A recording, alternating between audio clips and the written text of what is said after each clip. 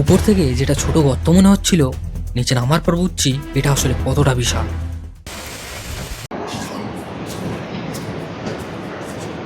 একদিকে পাহাড়ের দেওয়াল আর অন্যদিকে গভীর খাল। এক পা এদিক ওদিক হলেই মুখটা ধপ করে ওঠে। এইরকম ভাবে আমাদেরকে মোটামুটি অনেকটাই যেতে হবে মাথা নিচু করে। আজ আমি আপনাদেরকে দেখাবো এই জায়গাটাকে ঠিক যেমনটা আছে, কোনো গল্প বানিয়ে নয়। তাই ভিডিওটা শেষ পর্যন্ত মিস করবেন না। জয় হিন্দ এবং গুড মর্নিং সবাইকে বন্ধুরা। আমি বিরাজ এই মুহূর্তে পান্না থেকে বলছি। গতকাল আমরা এখানে পৌঁছে গাড়ি বুক করে নিয়েছিলাম আজকে সারাদিনের জন্য। তো গাড়ির এখানে আমাদের যে হোটেল, সেই হোটেলের নিচে আসার কথা 7টার সময়, আর এখন ঘড়িতে বাজে 6:50। আমাদেরকে একটু তাড়াতাড়ি রেডি হয়ে বেরোতে হবে। আমরা পান্নাতে এই ত্রিবেদী গেস্ট হাউস এখানেই রয়েছি। আর এটা ঠিক একদম পান্না বাস স্ট্যান্ড, এটা হচ্ছে পান্না বাস স্ট্যান্ড তার একদম কাছে। এই পান্না বাস স্ট্যান্ড থেকে আপনারা সাতনা যাওয়ার, খাজুরাহো এবং জবলপুর যাওয়ার গাড়ি আরামসে পেয়ে যাবেন। এখন ঘড়িতে বাজে 7:24 আর আমাদের গাড়ি চলে এসেছে। আমরা এখন উঠে পড়বো। আমরা আর একটু সময় অপেক্ষা না করে বেরিয়ে পড়েছি আমাদের প্রথম ডেস্টিনেশনের উদ্দেশ্যে।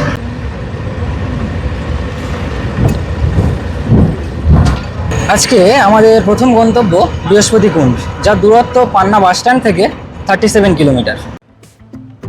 গতকাল রাতে পান্নাতে পৌঁছেই আমরা আজ সারাদিনের জন্য এখানকার স্থানীয় এই 6 সিটার গাড়িটি বুক করে নিয়েছিলাম। সারাদিনের জন্য আমাদের 5 জনের ভাড়া পড়ছে 2500 টাকা। গাড়ির কন্ট্যাক্ট নাম্বার আপনারা ভিডিওর ডেসক্রিপশনে পেয়ে যাবেন।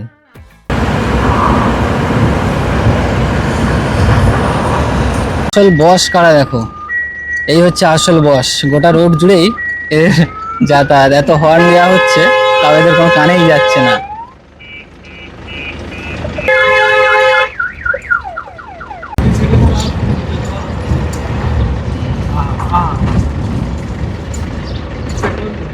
আমরা এখন চলে এসেছি বৃহস্পতিকুণ্ডের এন্ট্রি পয়েন্টে। এটা হচ্ছে বৃহস্পতিকুণ্ডের মেন গেট। তো এখান দিয়ে আমরা এখন ভিতরে প্রবেশ করব।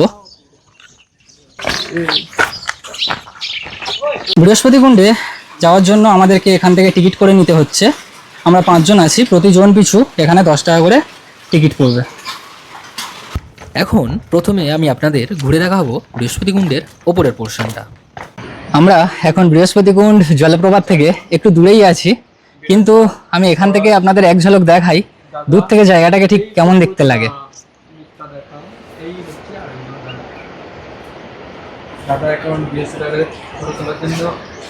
এই হচ্ছে মেন বৃহস্পতিকুণ্ড ওয়াটারফলসের মেন জায়গাটা। আর জায়গার ভিউটা দেখো শুধু।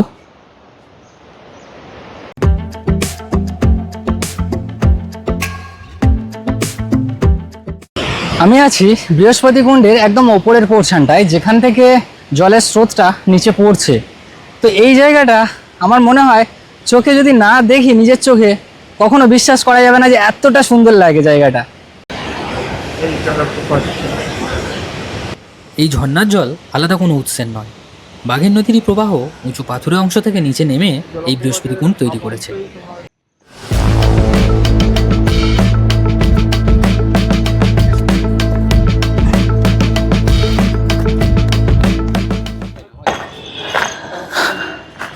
আমরা এখন যাব বৃহস্পতিকুণ্ডের ঠিক নিচের পোর্শনটায়। এইটা হচ্ছে বৃহস্পতিকুণ্ডের মেন গেট, কিন্তু বেশ 2 মাস আগে একটা দুর্ঘটনা ঘটে যাওয়ার জন্য এখানে তালা লাগিয়ে দেওয়া হয়েছে, নিচে যাওয়া নিষিদ্ধ। তবে একটু রিকোয়েস্ট করে আমরা সাইড দিয়ে ঢুকেছি ভিতরে।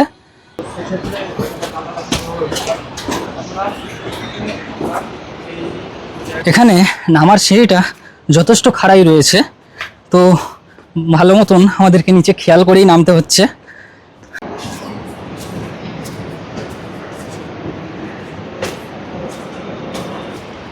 এই হচ্ছে বৃহস্পতিকুণ্ডের ঠিক নিচে যাওয়ার রাস্তাটা। যথেষ্ট সাবধানতার সঙ্গে এই রাস্তায় যেতে হবে। নিশ্চয়ই রাস্তাটা দেখে বুঝতে পারছেন, আর পাশের এই খাতটা কতটা গভীর তারাও আন্দাজ করতে পারছেন। এই জায়গাগুলো একটু রিস্কি হয়ে যায়, কেননা যেহেতু জল পড়ে পড়ে জায়গাগুলো অনেকটা স্লিপ হয়ে গেছে, তাই অনেকটা সাবধানতার সাথে পা ফেলে ফেলে আমাদেরকে এগিয়ে যেতে হচ্ছে।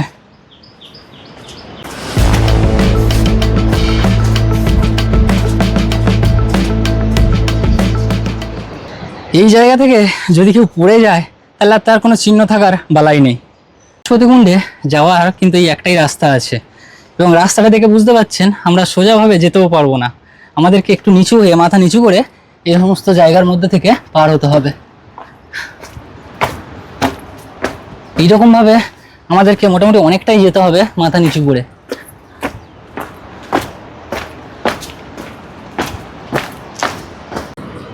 আমরা ঠিক পাহাড়ের গা ধরে এই সাইড দিয়েই আসলাম, এবার আমাদেরকে নামতে হবে, এই নিচের দিকেই নেমে যেতে হবে।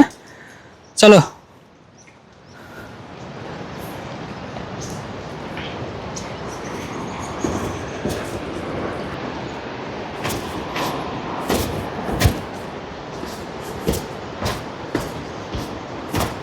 নামার পথে দুপাশে তাকালে কুণ্ডের পুরো ভিউটি সামনে দেখা দিচ্ছে। উপরের দৃশ্যের থেকে যা একদম আলাদা। চারপাশে পাথরের দেওয়াল আর জলের শব্দ একেবারে অন্যরকম অনুভূতি জাগাচ্ছে। সাবধানে, আস্তে আস্তে। ওপর থেকে যত ধীরে ধীরে নিচে নামছি তত বুঝতে পারছি যে এর ভিউটা আরও কতটা সুন্দর। আমার তো feeling like awesome awesome type.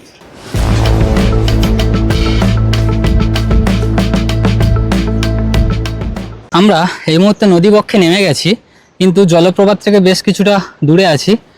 আর এই হচ্ছে সাইডের পোর্শনটা। এখানে পাথরগুলো কতটা সুন্দর লেয়ার লেয়ার করে সৃষ্টি হয়েছে একবার ভাবুন। এখানকার পৌরাণিক কাহিনী যেটা জানা যায় সেটা হচ্ছে দেবতাদের দেবগুরু অর্থাৎ প্রধান যে ধর্মীয় শিক্ষক বৃহস্পতি এই স্থানে একটা আশ্রম প্রতিষ্ঠা করেছিলেন এবং তার যজ্ঞ করেছিলেন। পরবর্তীতে ভগবান রাম বনবাসে চলাকালীন বিভিন্ন ঋষিমুনিদের সঙ্গে দেখা করার জন্য এই স্থানে এসেছিলেন। বৃহস্পতিকুণ্ডে যাওয়ার জন্য সেরকম নির্দিষ্টভাবে কোনো রাস্তা নেই, আমাদেরকে এরকম পাহাড়ের ঢাল বেয়ে বেয়ে গাছপালার মধ্যে দিয়ে যেতে হচ্ছে। একটু টাপ তো আছেই, আর যারা ফুলাতা জামা পরে আসবেন তাদের ক্ষেত্রে তো খুবই ভালো হবে, নাহলে এই গাছগাছালির কাঁটা গায়ে লেগে যেতে পারে।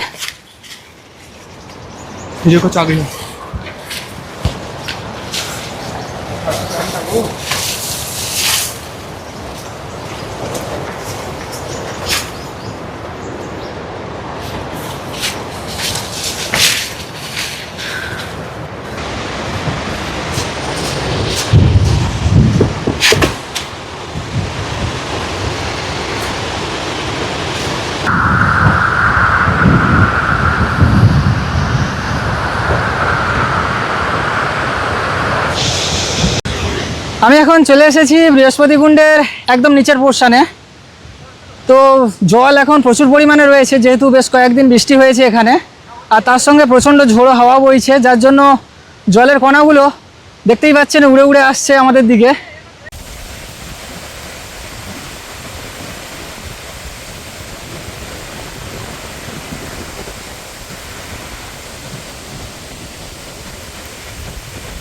উপরে দাঁড়িয়ে যেটা শুধুই দেখা যায়, নিচে নামলে সেটা পুরোটা অনুভব করা যায়। পাথরের গা বেয়ে নেমে আসা এই প্রবল জলরাশির শব্দ, ঠান্ডা বাতাস আর প্রকৃতির এই নিঃশব্দ শক্তি সব মিলিয়ে বৃহস্পতিকুণ্ডকে আলাদা করে তোলে।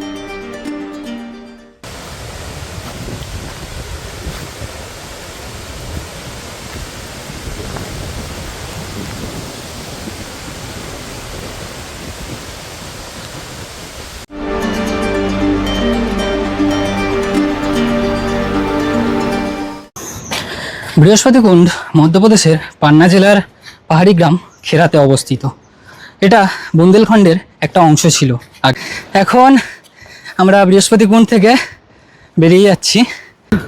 নামার সময় আমরা যতটা আরামে এবং তাড়াতাড়ি নামতে পেরেছিলাম, ওটার ক্ষেত্রে ঠিক তার অপোজিট। যেহেতু অনেকটা খাড়াই, ভালোই কষ্ট হচ্ছে, হাঁপিয়ে গেছি পুরো। বৃহস্পতিকুণ্ড দেখা কমপ্লিট করে আমরা এখন ওপরে চলে এসেছি। আমি বলবো যে বৃহস্পতিকুণ্ড আপনারা যদি চোখে না দেখেন তাহলে আপনারা এর প্রকৃতি, এর সৌন্দর্য সম্পর্কে অতটা বিশ্বাস করবেন না। কখনো সম্ভব হলে অবশ্যই এই জায়গাটা আপনারা দেখে যাবেন, আমি রেকমেন্ড করবো এই জায়গাটা। বৃহস্পতিকুণ্ড দেখা কমপ্লিট করে আমরা এখন এগিয়ে চলেছি আমাদের পরবর্তী গন্তব্যের দিকে, আর সেটা হচ্ছে কালিঞ্জার ফোর্ট। দেখা হচ্ছে পরের এপিসোডে। আর হ্যাঁ, ব্লগটি কেমন লাগলো অবশ্যই কমেন্টে জানাতে ভুলবেন না। ভালো থাকবেন, সঙ্গে থাকবেন, ধন্যবাদ।